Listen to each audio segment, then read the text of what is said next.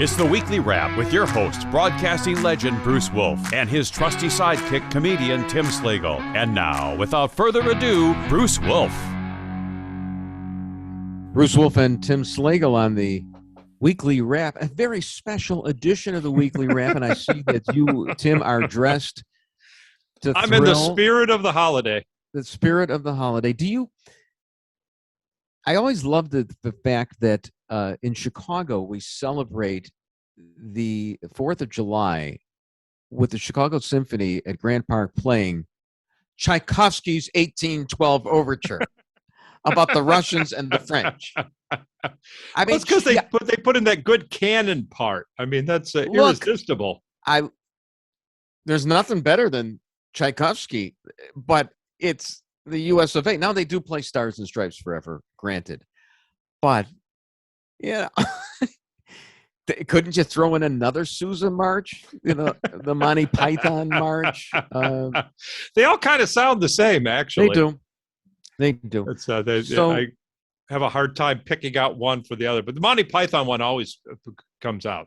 Well, right, and that I believe is a Sousa march as well.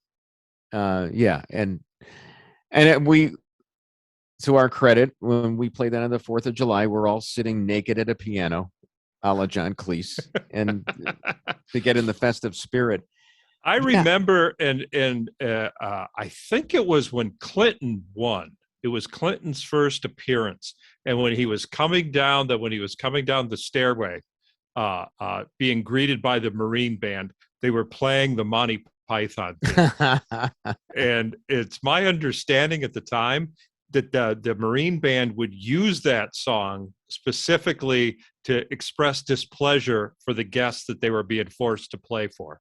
You know, it's interesting. I don't know if this is apocryphal, but there's a story of how Clinton would express displeasure with people when he sees somebody in a receiving line or meet somebody that he didn't like. And of course, he couldn't say anything. He'd say, "I like your tie." That's what I heard. And Tim, I have to say, I love that the Stars and Stripes on you today. They just look wonderful. And frozen behind you in an eternal patriotic pose are the fireworks behind you. I used to be on Channel 32, and we every year we'd be at the Taste of Chicago and do a show, and then we'd show the fireworks afterwards. And fireworks, to me, never came off that well on television. They're just No, it's definitely a participatory event. I mean, they look like the ones behind me right now. They just it looks like a stock footage. You never know. But and when you're there and you could smell the gunpowder and see the smoke, and you know, and the thumbs blowing off from M80s. The people are something really patriotic.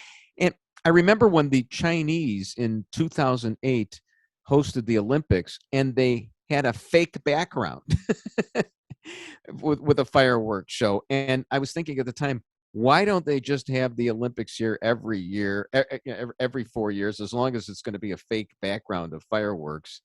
I think Mayor Daley actually agreed with me.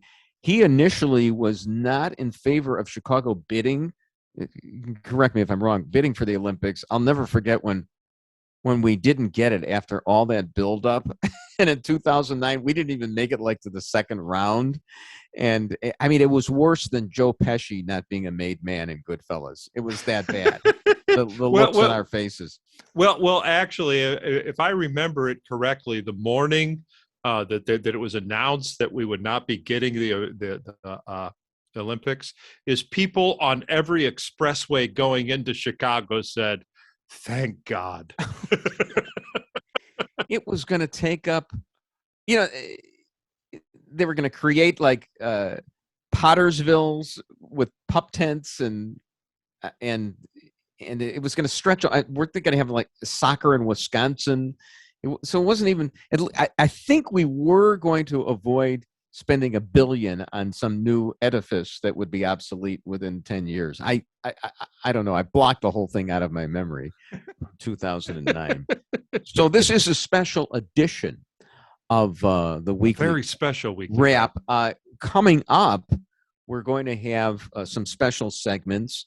One is called Babylon Bee or NT, where we try to determine whether a story came from the Babylon Bee or the New York Times. Not as easy as you think. Then we also will have, I guess this is Wolf's World and Tim's Town. I forget, we recorded this already, and I forget what it was about, but it was that memorable. Well, it was mostly Wolf's World. We didn't have a lot. We didn't have a lot of time to get into Tim's Town. Well, then let's get into Tim's Town right now, Tim. I think you're a little bit upset about it. It takes more time to go around the world than travel across a town. So you're draped in Lady Liberty right now. So, I mean, give us a little bit more of your town so that we can have some equality here. What did you want to say in Tim's Town that you didn't get to say? Well, I love fireworks. If you want to know something about me, love fireworks. There was used to every year I've done them. One year I was in Chicago. I came back from this was before like they were proliferate as they are right now. Came back from Tennessee, had a big load of fireworks, and we were lighting them off in Wicker Park, right in the intersection, and we lit one off, and it just kind of fizzled. It was like a real nice fountain display. And apparently somebody had called the police because that would have been me. A cruiser came up to the intersection slowly and pulled right up above the fountain that was still sizzling and could go off at any second. And I'll never forget this because at that moment, a serendipitous little child came up to me and said, "Hey, mister, have you gotten any more fireworks?" Oh, my. And, oh, my. We handed him the whole box. And great. Oh, great. You know, there are two kinds of people in the world, those who light fireworks and those who watch from afar. And I'm in the latter group.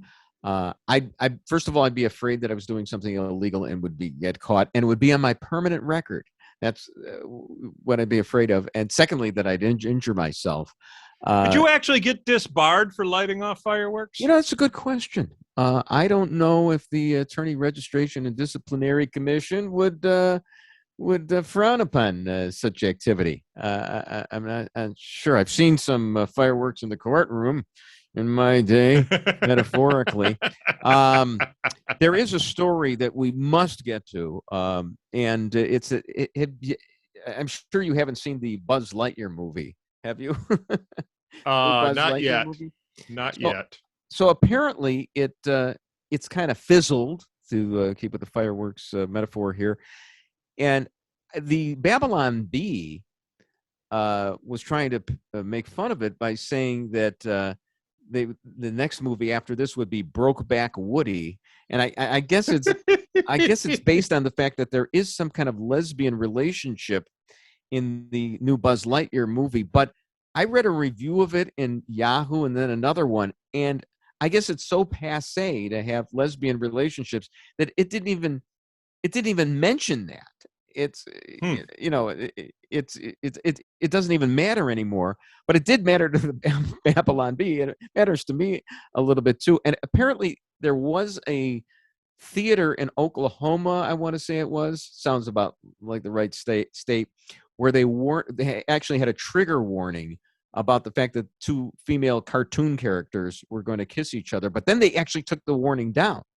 So we've come a long way. Actually, I would think that they would say there's going to be a lesbian scene in this movie. I think that might have gotten more people into the theater. Maybe somebody would actually have shown up.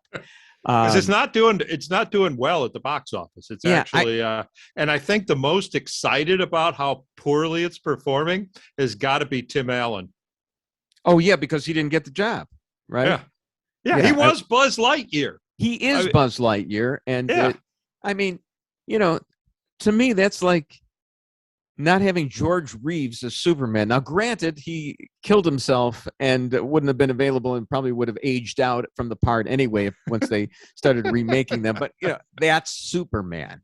And you don't have Michael Keaton or, you know, all these other guys. Well, you know, it's kind of like I remember in the Flintstones when Mel Blanc stopped doing the voice of Barney. You heard it right away. Wait a minute. Mel Blanc, excuse me, sir, is a Looney Tunes voice not a Hanna-Barbera voice. I know my cartoon voices. I must disagree there. He was You the original think that voice Mel of Barney. Blanc was the voice The of original Barney voice Rubble? of Barney Rubble. And Huh. then I think like 1 year in, he had a stroke and they replaced him. Oh, really? Yep. This is more shocking to me I know my than cartoon Darren Stevens voices. being replaced, Dick York being replaced by Dick Sargent on Bewitched. I don't know if I'm going to recover from this. I always thought they should have written in that the Darren swap is that my script for it would have been that Andorra gets so mad she turns Darren into a wasp. Yeah, I mean they could have worked in it, but instead, that was in the '60s when they didn't have to explain themselves. they didn't have to do that. Yeah, no, I'm very, very, very upset with the whole Mel Blanc thing.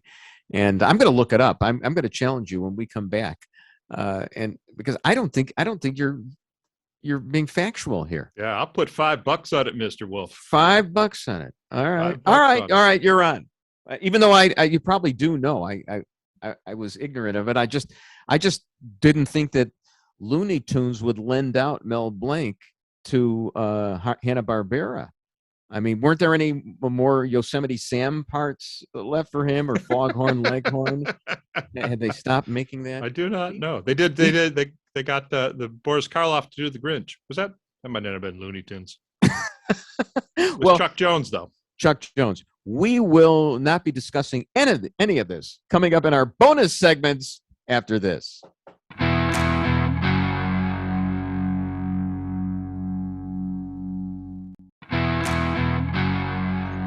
Bruce Wolf and Tim Slagle on the weekly wrap. Time now for Wolf's World and Tim's Town. And by the looks of what Tim's wearing, it looks like his town is either Yorktown or Concord. He's resplendent in an Uncle Sam red, white, and blue. The red and white stripes and the blue. It reminds me a little bit of when Abby Hoffman appeared in an American flag shirt on the Merv Griffin show, and they actually mosaicked out the flag because it was sacrilegious. But look, now it's turned into the most patriotic thing in the world. How times do change. And do you know how expensive it was to mosaic something out in those days? Holy Toledo. Tell me about it.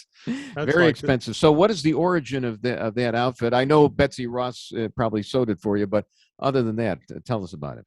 Well, here's how it started. I did a videotape, and I thought that would be really cool for the special, like a special is what they call it now, but it was like one show, and I thought it would be really cool for the cover of the video, the VHS tape. That's how old I am. It would be really cool to get an Uncle Sam suit and wear it on the cover. And I went to a costume shop in Chicago. It was on North Broadway, I think, and they had this beautiful sequined Uncle Sam suit, and that had to be it. And so I took it and I did a photo shoot, and it made the video cover, and it was so cool that the pictures came out so good. Oh, you're not supposed to show that yet. Oh, too late. The pictures were so cool that I used them as promo pictures. And right back then, the newspapers were going color. And because it was so colorful, all the newspapers, when I was coming to town, I would send them that promo shot. I'd always get, the top of the entertainment section with that picture. It just worked fabulously. I mean, it's reminiscent to me of one of the first gay pride parades down on Broadway, where somebody dressed as a Statue of Liberty, and it was just so out there. So anyway, I will say that I appeared in Detroit a lot. That was my hometown. I came from Detroit, and it appeared in the quite often that picture would appear in the Detroit Alternative Weekly. That paper they used to stick out front of clubs and that the alternative, like the Reader in Chicago. It was the Detroit Metro Times. I think it was called the Detroit Joe Louis Fist. If I'm not mistaken. No. Anyway, okay. Yeah. I believe that a young Kid Rock probably saw those pictures because, show it now, Bruce. Check this out. There's Kid Rock. No. It's definite. There's no question. It's definitely a copy of what you did. You popularized. It's like me with Boom Shakalaka. I know that Sly and the Family Stone came up with it, but there's no question that I popularized it, and a lot of people then subsequently used it. And it But, wasn't until I was much years later that someone saw that I was got a hold of that video and said, "Oh my God, you look like Kid Rock." And then I looked Isn't it that up and horrible? went, no, Kid Rock looks like me. Exactly. Oh well. So anyway, what happened was after that promo picture, I was getting booked a lot, and people were saying, "Where's the Uncle Sam suit?" Oh, so okay. I went back to this costume shop. It was closed.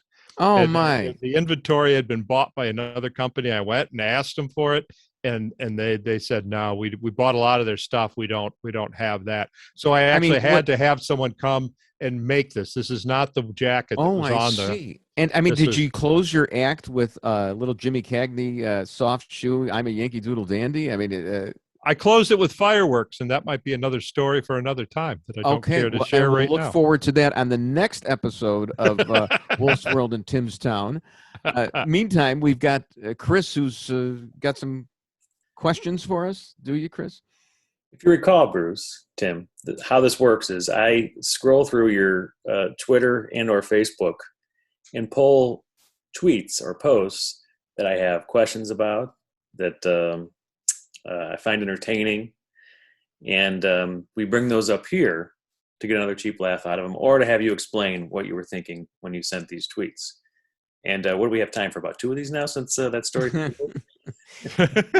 Yeah, but it was worth it. It was so worth it. Wait, Tim did the most patriotic thing you can do, a filibuster. It was just like it was like Jimmy Stewart and Mr. Smith Goes to Washington. The only thing I'm missing is the Uncle Sam outfit, but I can't take it because Tim Slagle already has it. Yeah.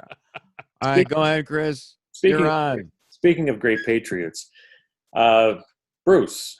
Yes. On June 8th, you tweeted at Paul Sullivan, WAPO calls riot an insurrection, but yes, if you're going to have a name like the Commanders, you better go with the flow. You were retweeting Commanders coordinator Jack Del Rio calls the January insurrection a dust-up. Now, right.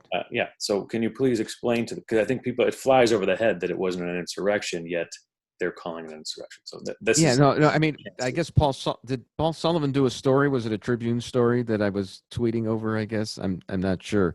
That's why I would have addressed it to him. Yeah, and this was over. Jack Del Rio had called.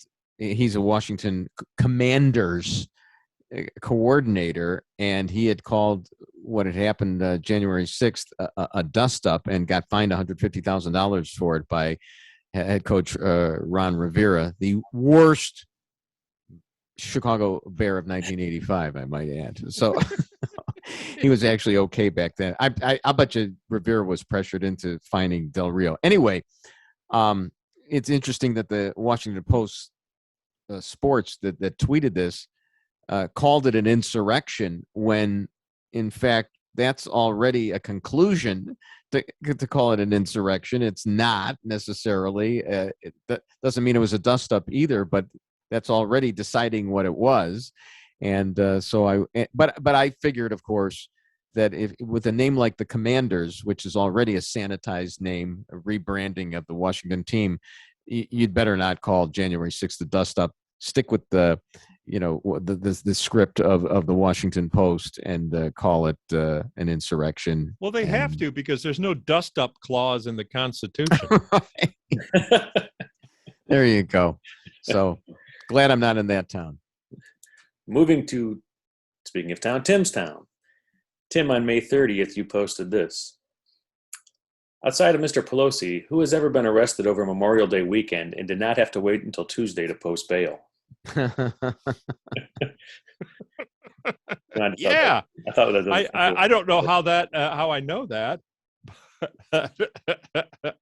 Yeah, but that's usually that's what I always hear, is that you don't want to get pulled over for a DUI Memorial Day weekend because you're there till Tuesday morning. He must know bologna somebody. Sandwiches. Yeah. All right, on to Bruce here real quick.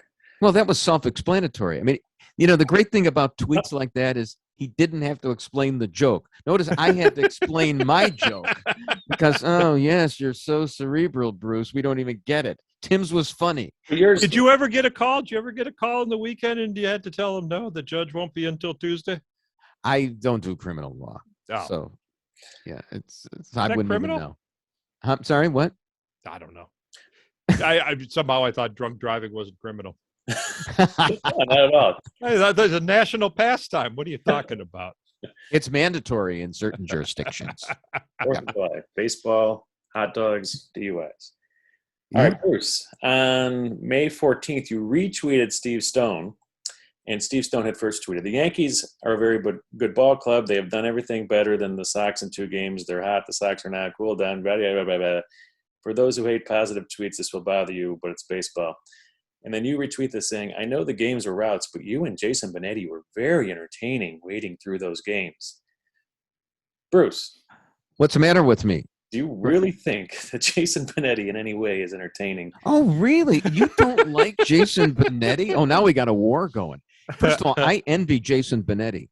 This guy has the voice of God. He's not quite John Facenda, the NFL, but he has got a young voice of God. He's like, yeah, and he's funny, and he knows every cultural reference. He probably would have known that Mel Blanc did the first year of Barney Rubble. That's how much he knows, and he's probably about 25 years old.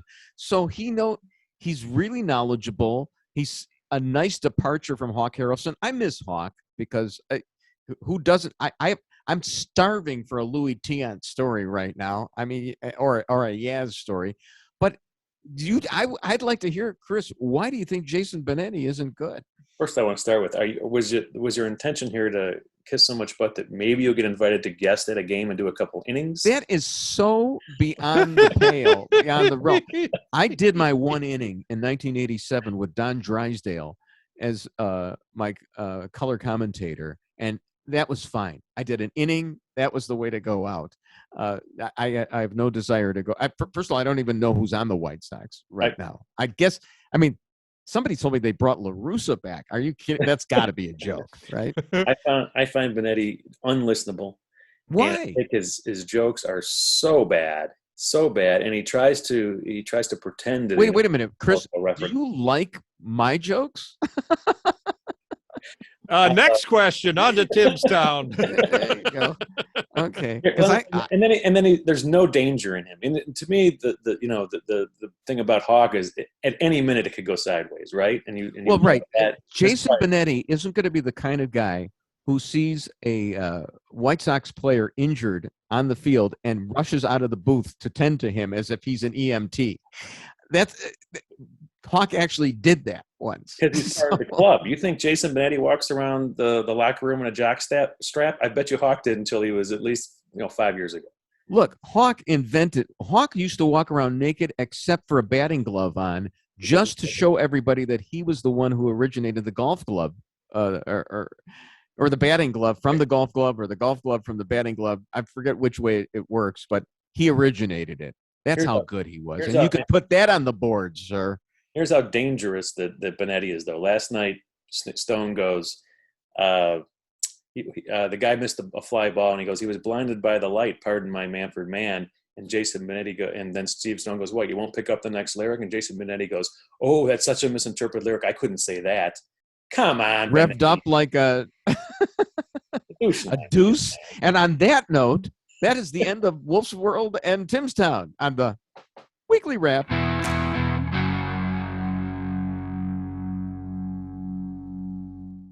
Hi, I'm Bruce Wolf, and this is My World. Remember when you could go to the ballpark and watch Mark McGwire and Sammy Sosa hit them out during batting practice? Well, McGwire has retired, and Sammy can't be trusted. But this week, you could have gone to Olympia Fields and seen a murderer's row of golf talent hitting him where you ain't ever going to. And sure, people watch for the aesthetic pleasure, but there's a practical side, too. We all think we're going to learn something by watching their swings. Gee, I wonder if Tiger thinks the same swing thought I do. Pull the blinds down, then whoosh, extension, not tension. Don't forget the finish. Park the car in the garage, Gary Player once said. Hold the club like a bird. All those images turn the golf swing into a picture puzzle for us. But these guys, they don't look like they're thinking of anything. They're just doing it.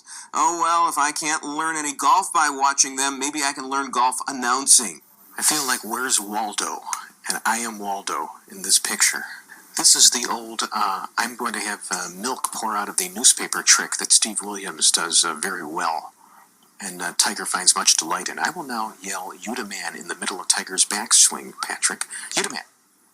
All right, Tiger, only one more shot here. Other people who would like a chance, please. If Woody Allen ever remakes Zelig, he can use that tape. But I think Tom Watson would rather have Gary McCord back announcing the Masters than me. I'm Bruce Wolf. Bruce Wolf and Tim Slagle on the weekly wrap. Oh, Tim, wasn't I good? I was really funny on TV, wasn't I? But you know, that's not my It's a life shame we anymore. had to save that for the bonus segment. Oh yeah. It's save the best for last there. But I just that's not me anymore, Tim. I can't make it in that line of business. So you know, you have to find your own lane in this hurly-burly radio / podcast / Roku Sudoku world that we have. And There's so, more lanes. That's a good thing. my lane is plagiarizing National Review and Commentary magazine, including their podcast. What is your lane? Plagiarizing Norm Macdonald. How about that? Yeah, you know, and let's see, is all his stuff in the public domain? No, it's not, even though he died. You can take from, use Winnie the Pooh, though, because Winnie the Pooh is in the public domain. So, you know, go ahead and ER all you want. But, yeah, try to avoid the play. You know, I always said, one of my best lines, is plagiarism is the sincerest form of flattery. And you can steal that line if you want, because it almost begs to be stolen. So you're sounding quite presidential, actually. Thank you. Yeah, It's speaking of probably Joe the Biden. highest-ranking plagiarist in history. Oh man, I mean, but if he would only stick to plagiarism, I mean, the problem with him is that he misstates so many facts. I mean, well, we know the tall tales, of course. Like the latest one was that he was commissioned by the Navy, Naval Academy, and that, of course, never happened. But, you know, and he talks about a minor incursion that the Russians, no, Mr. President, you're not just popping off. You're not just drooling while you're taking the Acela train. No, you're not supposed to say that. It's not corn pop you're going after now. Yeah, you're not supposed to say that we're going to use the military to defend Taiwan. I mean, maybe we do, but have you heard of strategic ambiguity? Okay, you know, and we thought Trump was going to be bad. Well, unfortunately, we're not like the president. We don't have to fake it. We have souls. We have histories, and Chris is here to plumb the depths of that right now. Chris, all in 5 minutes. We're going to get to know Tim. All in 5 minutes. You think we're going to have to stretch? I think. Yeah, exactly. Bruce, the listeners need to know. WJOB needs to know. You've been in this game for quite a while. How did you get started? Well, as you know, I started in the 1940s as Jack Benny's sound man, and I made the sound of his trousers chafing against each other as he strode across the stage. In the 1950s, I was thrown out of the Soviet Union for being a member of the Republican Party. And, you know, what was the question again? How'd you get started? Athlete's Feet. Athlete's Feet on WXRT. It was a feature for the non-sports oriented. And I did that once a week, then twice a week, then 5 days a week. And then I jumped over to the Loop, and Terry Hemmert was very upset with me because I was being disloyal. I mean, she's still at WXRT, so I can understand that. And then it snowballed. I was the sportscaster who was also an attorney, and that was neat. Sports Illustrated did a feature on me regarding that. Wayne Gretzky was on the cover of that as the Sports Illustrated Athlete of the Year. And I would have preferred a transgender swimmer, but it was in the 80s, and we weren't as Or a advanced fat back girl then. in a bikini. Yeah. So, then it snowballed into TV, and then it snowballed right into hell because got fired a few times, and I finished, I believe, 2 days shy of having enough time put in the television service to be eligible for Carol Marine's prestigious Chicago Television Academy Silver Circle. So I missed it by that much. But that's basically my life story. So I think a lot of people got to know you because no one listens to XRT at the Loop.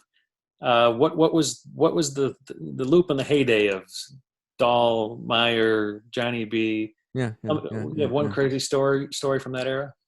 Yeah. Well, first of all, I'm the straw that stirred the drink there. Yeah, sure. Dahlmeyer, Brandmeyer, Hall of Famers. Yeah, me not. But what's the common element to all those shows? Me. So, they were all singing, but I had the mouth. And a great story. The best story for me personally on Jonathan Brandmeyer was we were interviewing Howard Cosell once, and Johnny liked to stick pins in the egos and of the stars, and I enjoyed doing the work for him. Sometimes he didn't want to get his hands dirty, but we're talking to Cosell, and he's pontificating, and he starts talking about his class that he's teaching on sports at Yale, and he starts talking about it, and I just said, Mr. Cosell, you teach a class this was a phone interview. You teach a class on sports at Yale? And he said, yes. And I go, for credit? And click, hung up. So Johnny loved it. I mean, I thought Johnny was going to be upset because I ended the interview right then. No, but he thought it was great. So there are a million highlights. There were a million highlights, but that was a fun one. It was to prick the inflated balloon of an ego of Howard Cosell. There you go. And speaking of ego, you've left about a minute and a half for us to get to know Tim. Well, I mean, really, come on, he's a sidekick. Again, we can stretch. Tim, let's quickly, we can talk about your political bona fides at another time. We might do a memory segment and you guys can rehash some of those. But let's talk about you're a well-known traveling comic, a staple at Zanies. I don't know if well-known is accurate, but yeah, I'll take the rest. You don't think in Minneapolis that they know your name pretty well? Michigan? I mean, there's places I think that the Tim Slagle name. There's a Sunoco at 73rd and Halstead, I believe. It's kind of like Jerry Lewis. I'm very famous in France. And how I got to know you in a comedy meeting politics was a show you did with Lewis Black. Maybe you can tell a story about that. Yeah. It was a show I produced in Minneapolis called The Mudslingers Ball. Lewis Black, Will Durst, myself, Jeff, Jenna, a political debate show. We actually we were on for 2 weeks and on the air in Minneapolis before on KSTP. If I had known about the Lewis Black thing, I would have shown a lot more deference to you, Tim. I apologize right now. Oh, man. I mean, I worked with Buzz Killman. All right. Nothing against Buzz. He was great. Gentlemen, we're going to play a clip of Tim's probably most famous bit explaining how do you explain taxes to children, if you want to set it up, Tim. Yeah, this is a bit I started doing. If the kid in this bit was human, he'd be in his 30s by now. He'd be like middle-aged. Next generation about taxes. Folks, if you have kids, teach them. And the best time you can do this is on Halloween. See, because they're going to put in about 8 full hours of power trick-or-treating. They're going to be bringing home a nice big bag of what should be take-home candy. Just greet your little tyke at the door. Just, hey, that's a nice big bag of candy you got there, Tony Stark. But first of all, now see, just because you made this much we have to take away this much income tax.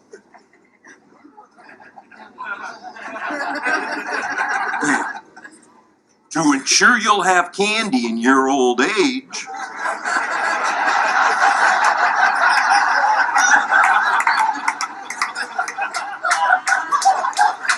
pay the Social Security tax. Quit crying. You're going to see it in 50, 60 years. Well, I'll tell you what. We'll just put that right up here. Won't touch it till then.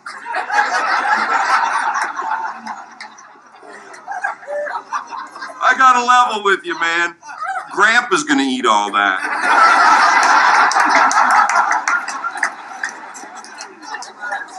You'll have grandchildren of your own, don't you? Well, last of all, we can't forget that state tax, can we? Ooh, wait a minute. We're in Minnesota, aren't we?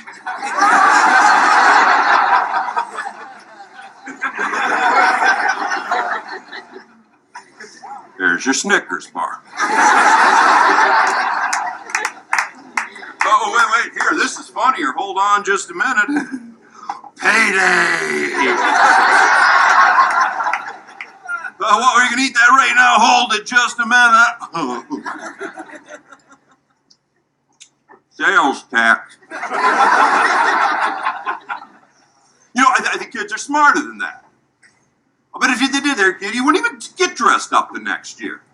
You're probably going to spend the whole evening on the couch in front of the tube, and when Mom puts out that big bowl of candy for the other kids, he's just going to walk over to that bowl, dump it in his bag. Hey, I'm on welfare. That's all for me. Thank you very much. Good night.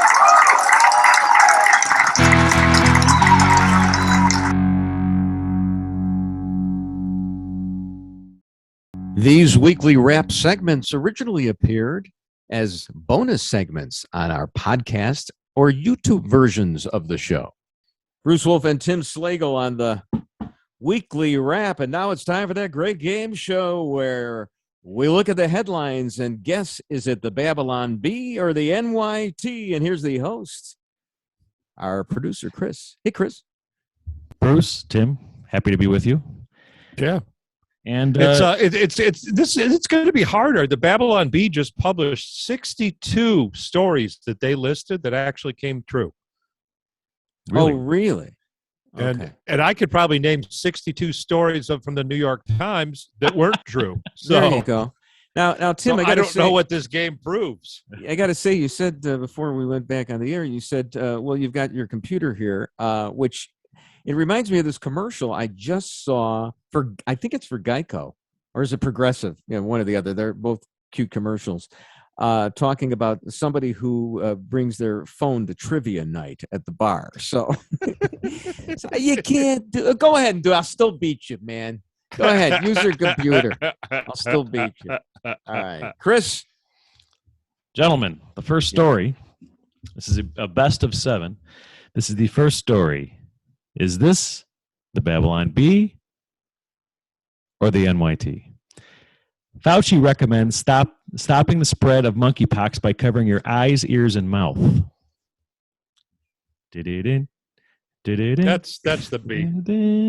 You know, I thought I saw Fauci say something like that. I'm going to say the NYT. So we have Tim with the Babylon Bee, Bruce with the NYT. Although it might be Mad Magazine. So I just want that as my safety guess. But yes, what is the answer? It is the Babylon Bee. Oh, really? Okay. Yeah. They're mocking the wise monkeys of the hear no evil, see no evil. If you right. See there them. We go. Oh, yeah. Well, that's very clever. Yeah. Yes. Very clever. I caught that. That's how I knew it was. I'm awfully stupid, aren't I? I did not have to Google that one. Gentlemen. Start your engines. Okay. Indy 500 right around the corner. Does being denied an abortion harm mental health? Well, I think Boy, that's a tough one because the New York Times would never. Being denied an abortion. Oh, that's the New York Times. They're so pro abortion. Yeah, it's got to be New York Times. Yeah. Yeah, that was pretty much a layup. Yeah, I mean, it's not even funny. It's not even funny. Okay. All right. Moving on. We are. Tim is leading by one. Right.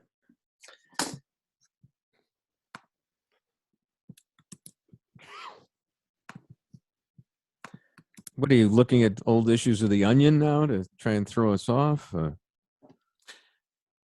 Kemp prepares to face off against incumbent Governor Stacey Abrams. Kemp?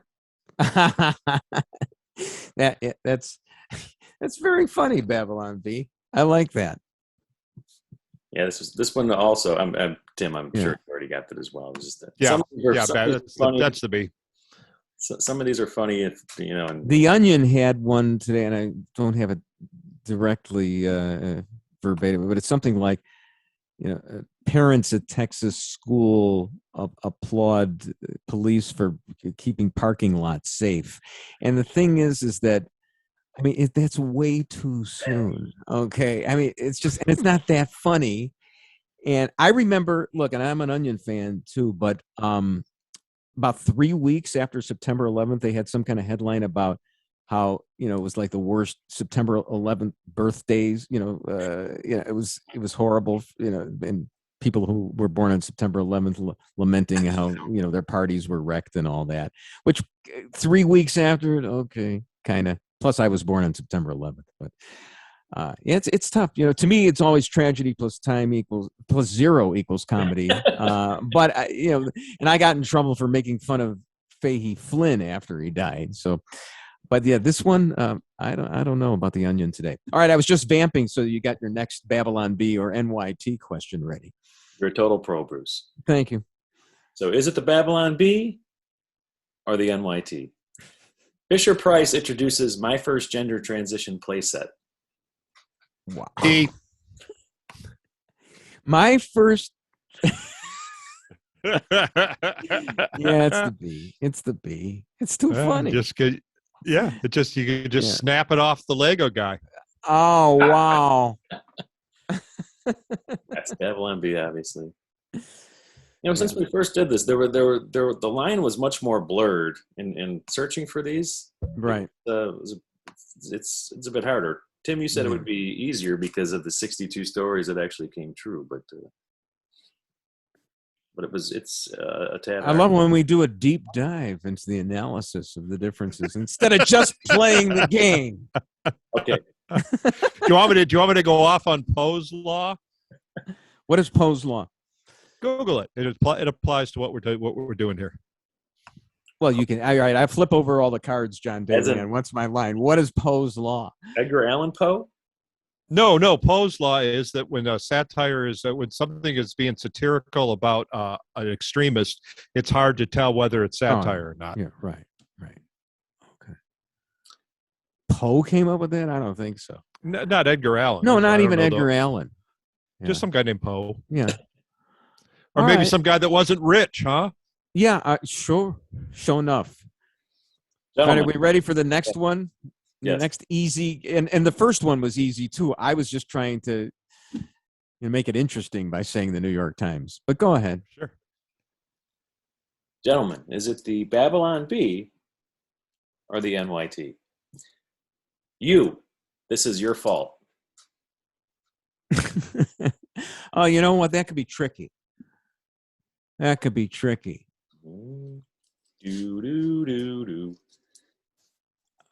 know what?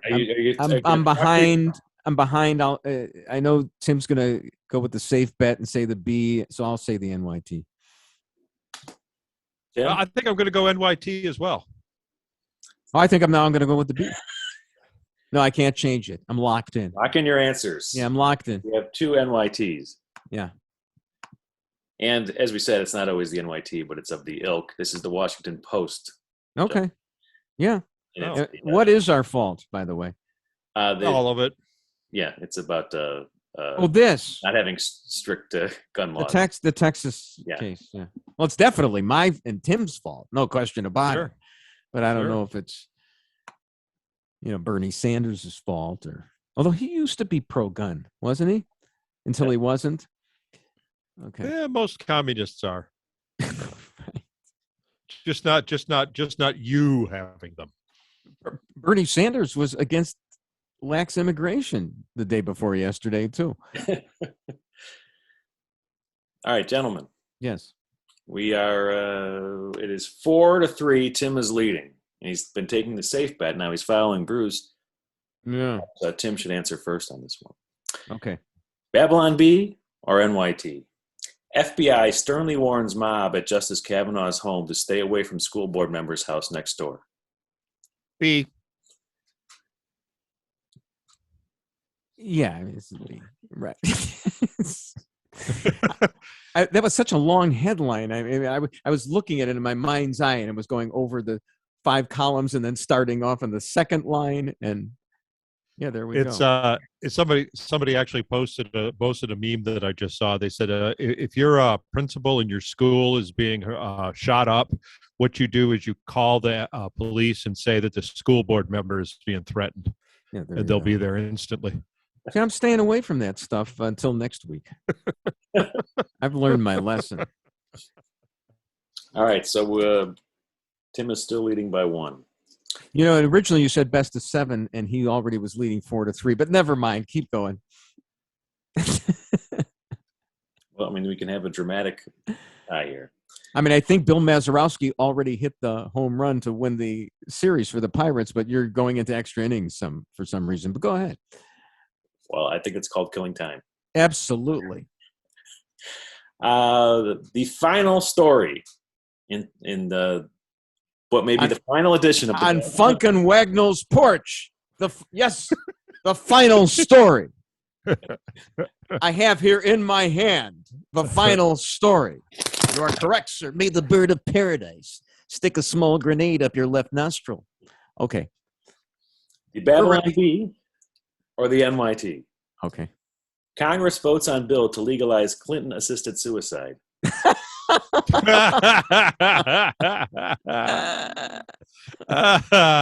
I gotta love the B. Tim basically goes every week and makes a Vince Foster illusion. So I believe it's Robbie Mook. It's Robbie Mook who's going to be next. So yeah. All right. So Tim wins. I took one for the team by voting for the New York Times when I shouldn't have, but that's the kind of guy I am. Yeah. And so did we just say goodbye right now, or just? I don't know. It's 11 minutes and 30 seconds. No, this is it. We're done. Yeah. Goodbye. Dinosaur kiss. Mwah. From the weekly wrap. I stand here today and say that if we don't fix Social Security, that's fine. Because who wants to live to a ripe old age anyway in a world run by the Iranians? But while we are here, I can see 1,000 points of light. That is all the traffic lights on Michigan Avenue from here to Bourbonnais turning green in perfect synchronicity with our traffic cam. And if that isn't entertainment, I don't know what is. God, thank you. God bless this country, this network, this infant show. But most of all, go Bears. And look at those lights changing. Does it get any better?